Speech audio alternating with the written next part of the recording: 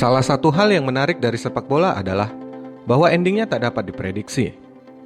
Mantan pelatih Jerman Barat yang menjadi pemenang Piala Dunia tahun 1954, yaitu Sepp Herberger, pernah mengatakan, orang-orang menyaksikan sepak bola karena mereka tidak tahu bagaimana akhirnya. Ya, itulah kenikmatannya. Setiap pertandingan akan terasa seperti sebuah pengalaman baru karena tak ada yang bisa memprediksinya. Seperti kemenangan timnas Portugal pada Euro 2016, yang menurut pendapat banyak media, timnas Portugal hanyalah one-man show team yang mustahil menjadi jawara. Timnas Portugal tanpa seorang CR7 bisa apa? Nyatanya, Cristiano Ronaldo cedera pada menit ke-9 saat berlaga di babak final melawan Perancis, dan Portugal melaju tanpa sang bintang.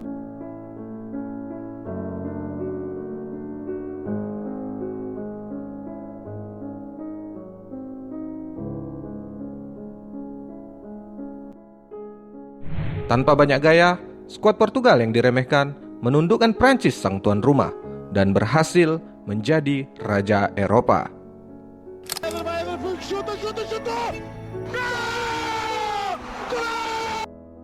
Mari kita flashback sejenak. Bagaimana sebenarnya perjalanan Portugal berhasil merebut trofi pertama mereka dan mengalahkan tim hebat sekelas Prancis.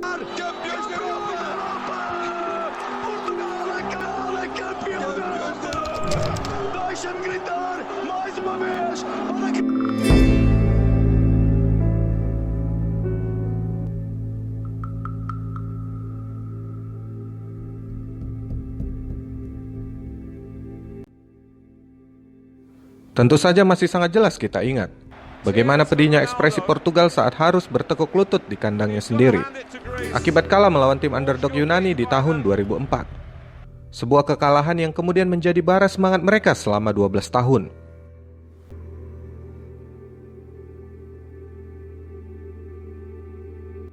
Sebelum Euro 2016 dimulai, manajer Portugal Fernando Santos mengatakan bahwa dia ingin menguji seluruh skuadnya. Santos dengan percaya diri mengatakan kepada wartawan bahwa timnya bukan one-man show team yang seperti selalu media bahas, dan dia membuktikan hal itu. Menyadari bahwa timnya bukanlah tim yang luar biasa, Santos menyusun sendiri taktiknya. Mereka memilih bermain secara bertahan dan tak perlu menunjukkan banyak gaya di lapangan, karena tujuannya adalah menjadi pemenang. Jika disuruh memilih, bermain bola atraktif tetapi pulang kampung, atau bermain bola dengan jelek tetapi bertahan di kompetisi ini, maka saya akan memilih bermain dengan jelek. Begitulah ucapan Santos saat dikritik tentang taktik bermainnya yang pragmatis sesaat sebelum Portugal melawan Wales. Santos paham bahwa sebagian besar timnas lain memainkan susunan pemain yang sama di setiap pertandingan, sehingga membuat pemain mereka lelah. Untuk skuad Portugal, Santos memilih terus merotasi susunan pemain mereka sampai mereka menemukan cara yang tepat, sehingga ketika tim lain sudah kelelahan, skuad Portugal tetap memiliki energi untuk terus melaju. Fernando Santos tidak takut mengotak-atik timnya sepanjang turnamen. Dia secara bergantian menarik keluar pemain besar seperti Ricardo Carvalho dan João Moutinho ketika mereka tidak bermain bagus, dan menggantinya dengan pemain yang kurang berpengalaman seperti Renato Sanchez, Andre Silva, dan Jose Fonte. Santos bahkan tidak takut pada kenyataan bahwa dia tidak memiliki striker murni dengan nama besar, dan dia menaruh kepercayaan pada Nani dan Cristiano Ronaldo untuk menjaga lini depan dan melakukan pekerjaan mencetak gol yang mereka sangat sukses selama turnamen.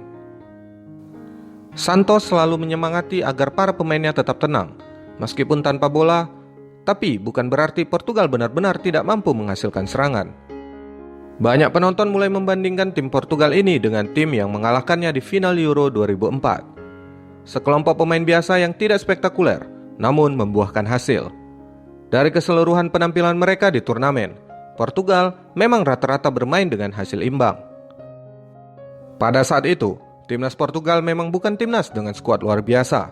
Mereka bahkan hanya menempati peringkat ketiga di fase grup. Namun beruntung, karena UEFA sudah mengubah peraturan, sehingga Portugal berhasil masuk ke 24 besar dan lanjut ke fase berikutnya. Bisa jadi keberuntungan pada saat itu pun sedang berpihak pada skuad Portugal, karena mereka menuju final tanpa perlu melawan tim besar Eropa. Portugal saat itu hanya berhadapan dengan Kroasia, Polandia, dan Wales. Berbeda dengan penantang mereka, Prancis. Di perempat final, walaupun menang, mereka babak belur melawan Jerman.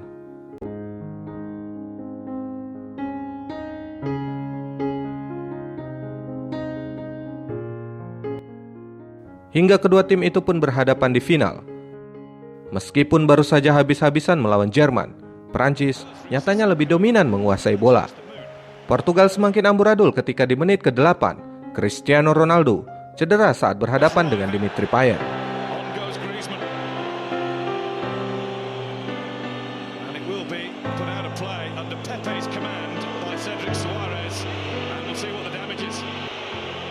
Ronaldo nampak masih berusaha bangkit dan kembali bermain. Namun di menit ke-25, pemain yang dijuluki The Terminator itu tampak kalah karena cederanya. Dia berguling-guling di rumput sambil memegangi lutut kirinya. Kapten Portugal itu menangis sambil berjalan tertati-tati dan menerima perawatan di sisi lapangan. Tanpa Ronaldo, mustahil mereka akan menang dari Prancis, bukan? Tapi sesuatu yang inspiratif terjadi. Ronaldo tak berhenti. Dengan lutut terbalut perban, ia tetap turun ke lapangan dan berada di sisi Santos untuk memberikan semangat dan arahan kepada timnya. Menurut penuturan rekan satu tim, Cedric Soares, sebagaimana dilansir dari The Mirror, sang kapten tim Portugal itu bahkan memberikan pidato penyemangat di akhir babak pertama, sehingga memberikan inspirasi bagi rekan setimnya untuk meraih kemenangan. Itu adalah momen yang sangat sulit bagi saya dan rekan satu tim. Kami semua terkejut. Namun Ronaldo memberikan kata-kata yang luar biasa untuk kami. Dia memberikan kami keyakinan dan mengatakan, "Dengarlah semua, saya yakin kita akan menang kejuaraan Euro kali ini. Jadi bersatulah dan berjuanglah untuk meraihnya." Menurut Cedric Soares, hal ini menggugah keberanian timnya dan ia melihat semua orang nampak lebih bersemangat dan semakin percaya mereka akan menjadi lebih kuat. Cedric Soares berkata lagi, "Dia luar biasa, sikapnya bukan main." Semua anggota tim bereaksi atas supportnya itu. Kemudian, permainan bertahan Portugal semakin ketat. Fungsi lini tengah mereka berupaya dengan keras menahan gempuran Prancis sedini mungkin. Sedangkan tugas khusus diemban gelandang bertahan William Carvalho. Dia juga mengawal ketat lini serang sekaligus gol getter Prancis, Antoine Griezmann. Carvalho bertugas mematikan fungsi Griezmann. Carvalho sukses menjalankan perannya. Secara keseluruhan, pertahanan Portugal memang sulit ditembus Prancis. Mereka pemain bertahan yang disiplin. Griezmann dan ujung tombak Olivier Giroud kesulitan mendapatkan bola matang di daerah pertahanan lawan. Andai mereka mendapat bola pun, langsung dikepung Jose Fonte, Joao Mario, Adrian Silva, dan Renato Sanchez.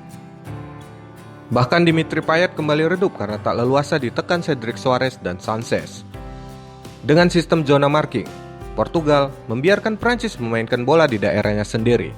Paul Pogba, Blaise Matuidi, Sissoko, serta Patrice Evra kesulitan menemukan celah untuk mengirimkan bola ke kotak penalti. Andai dipaksakan mengumpan, bola selalu salah sasaran. Rui Patricio dan kawan-kawan berhasil menahan setiap serangan mereka. Padahal Prancis berhasil melepas 7 tembakan ke gawang selama pertandingan. Prancis yang mulai kelelahan dan tak kunjung agresif menjadi momen bagi Portugal. Tanpa disangka, Eder berhasil mengeksploitasi lini pertahanan Prancis. Tembakan Eder dari jarak sekitar 25 yard melesat melewati tangan Lloris. Bola itu mengoyak gawang Prancis di depan para penggemar Prancis pada menit ke-109. Menit tambahan berakhir, Eder dan rekannya berlari memeluk Ronaldo. Setelahnya, Ronaldo menyatakan kegembiraannya atas kemenangan yang nyaris tidak dapat dipercaya ini. "Tidak ada yang yakin kami akan menang. Saya telah memenangkan segalanya dengan klub. Namun tidak begitu dengan timnas. Portugal layak memperoleh kemenangan ini setelah bertahun-tahun pengorbanan. Kemenangan ini merupakan piala bagi semua warga Portugal, untuk semua kaum imigran dan semua yang percaya pada kami. Jadi saya sangat bangga dan berbahagia." Dengan kemenangan ini, Portugal membuktikan bahwa mereka bukan tim yang bergantung hanya pada satu orang saja. Mereka semua adalah yang terbaik. Merekalah pemenang. Lalu apa kata Fernando Santos soal keberhasilan timnya?